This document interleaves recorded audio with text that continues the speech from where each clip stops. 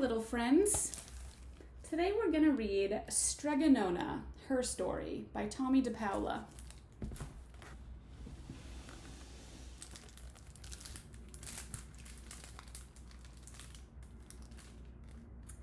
It all began one night a long time ago in a little village in the hills of Calabria in the country now known as Italy.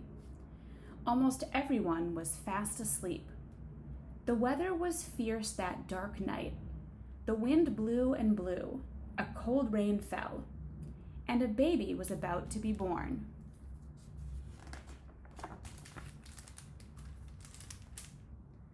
"Oh, my poor wife," Giuseppe, the young husband, said to Zia Rosa, who was there to help. "Every child of ours was brought into the world by Grandma Concetta, but with this terrible weather, how will she be able to come down from her little house on the hill?" Hours passed. The wind blew harder. More rain fell. Still, the baby didn't come. "Where is that baby?" Giuseppe asked. Zia Rosa lit a candle. "Perhaps it is waiting," she answered. "For what?" Giuseppe asked. "For me!" cried Grandma Concetta, bursting through the doorway on a gust of wind.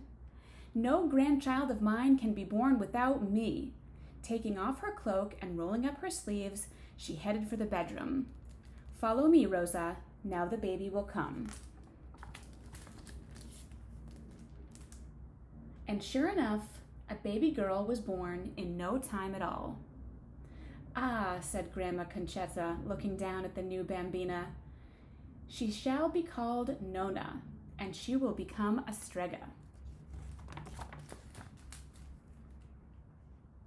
As soon as little Nona could walk, Grandma Concetta took her along when she gathered herbs and weeds for her lotions and potions. Grandma Concetta was a Strega, and all the villagers came to her for cures and advice on many things. "Ah, Nonalina, here is Rosmarino, rosemary. Very good for growing hair, especially on bald heads. Also excellent as furniture polish. And here is Aglio Selvatico, wild garlic. The only thing for an upset stomach. Come along, let's see what else we can find."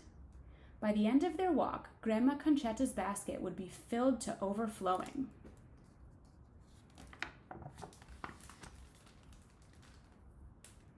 When little Nona was old enough to go to school, she was sent to study with the sisters of the convent. There she met little Amelia, and they became best friends right away. Nona helped Amelia with her lessons, especially spelling and writing, and Amelia, in turn, loaned Nona her pretty hair ribbons, even though Nona didn't ask for them. One day, Amelia looked at Nona and said, "We should do something different with your hair." So Amelia curled it. Perhaps the braids are better," Amelia said.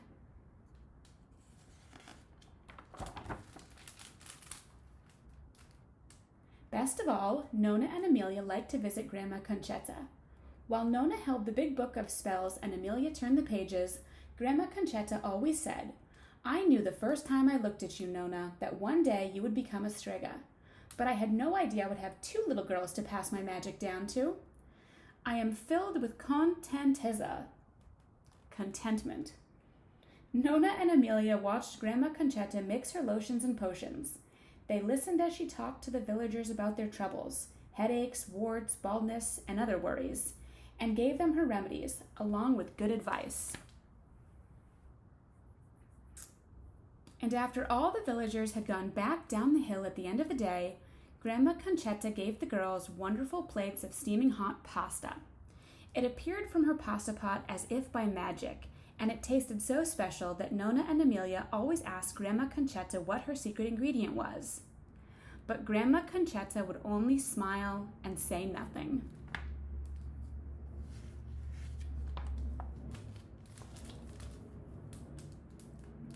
When the girls finished at the convento, the convent school, it was decided that they would go to the city and enter the Accademia del Strega, the Academy for Stregas, where they would learn the most modern ways to do magic.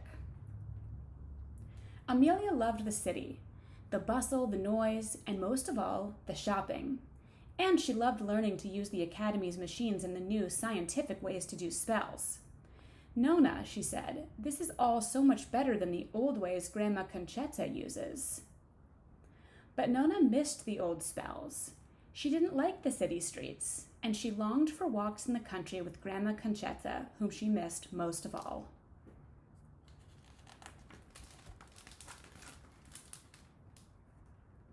So Nona went home and climbed the hill to Grandma Concetta's house. Well, cara mia, Grandma Concetta said after hearing Nona's story, the academia is not for everyone. I have a feeling you need to be right here with me. So Nona began learning to be a Strega from the best Strega of them all, Grandma Concetta. She learned how to mix lotions and potions. She turned the pages of the big book for Grandma Concetta, and when she watched the way Grandma Concetta treated each villager who walked up the hill to ask for her help. Every day, Nona cleaned and polished Grandma Concetta's pasta pot. She knew it was magic, but Grandma Concetta never showed her how to use it. And whenever Nona asked about it, Grandma Concetta always answered, "There will be time enough, Nona. Now, here's how you make the lotion to remove warts."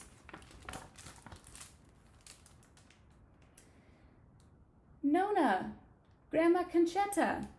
It's Amelia, home for a visit. Oh, it was so good to see Amelia again. They all kissed and talked. Amelia talked the most, telling Nona and Grandma Concetta all about the machines at the Academy and the fancy scientific methods she now knew how to use. Did you learn any of the old spells? Grandma Concetta asked. Oh, yes, indeed, Amelia answered. Watch the goat. She opened her notebook and chanted some strange words. Capra, goat, teto, roof, and presto! With a bang and a cloud of smoke, Grandma's goat was on the roof. Ecco fatto! That's it, she exclaimed proudly. It's a spell for moving things up. We use it to put things back on shelves. Isn't that wonderful?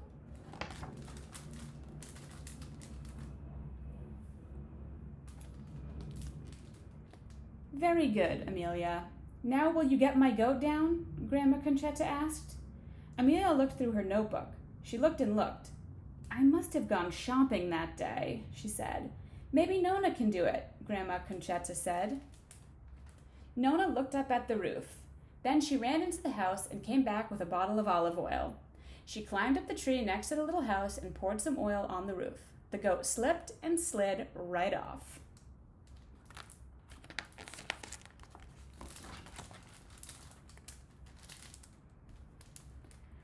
Oh, Nona, how marvelously clever you are, Amelia said.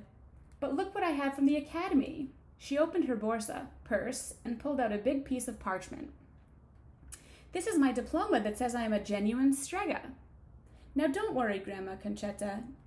Nona, I'm not going to give you any competition, she said, laughing at her own joke. But I am opening up business in the town on the other side of the mountain. It's much bigger and busier than our little village, and it has so many shops. You must come and see me, she told them. Well, I'm off. Arrivederci, sweet Nona, sweet Grandma Concetta. That evening, Nona and Grandma Concetta sat outside before Nona went home. Nona was very quiet. Nonalina, cara, Grandma Concetta said, what is the matter? I guess I'll never be a real Strega like Amelia. I won't ever have a diploma. Ah, Grandma Concetta said, you don't need a diploma to be a true Strega. You already have everything you need. You have the spirit and kindness that come from the heart. And when I pass my practice over to you, I will tell you the ingrediente segreto, the secret ingredient. Then you will be not only a true Strega, but a great one.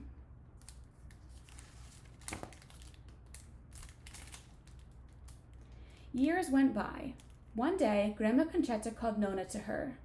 It's time, Nona. I am ready to retire. I am going to spend the rest of my days at the seashore, and you must take my place.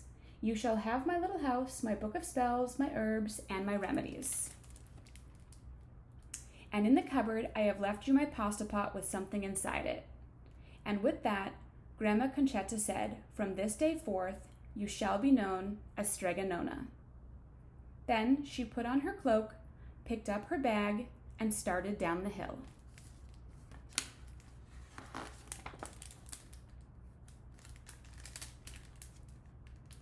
Nona stood in front of the little house that was now hers. She waved and waved until Grandma Conchetta was out of sight. Nona wiped away a tear and walked inside. She went straight to the cupboard and looked in the pasta pot. There she found a letter. Cara Strega Nona, my magic pasta pot is now yours. Whenever you are hungry, sing the little song written here, and the pot will bubble and boil and fill with fresh hot pasta. When you have enough, sing the second song. But then you must blow the kisses and the pot will stop.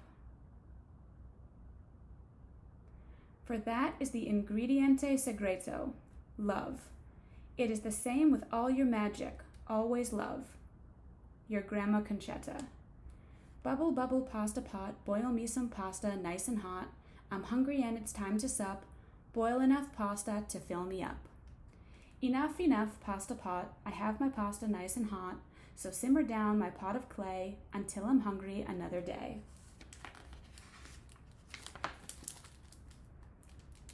More years passed, and Strega Nona was loved by everyone. She helped all the people who came to her with their troubles, even the priest and the sisters of the convent. She did have a magic touch, and always Strega Nona never forgot the ingrediente segreto.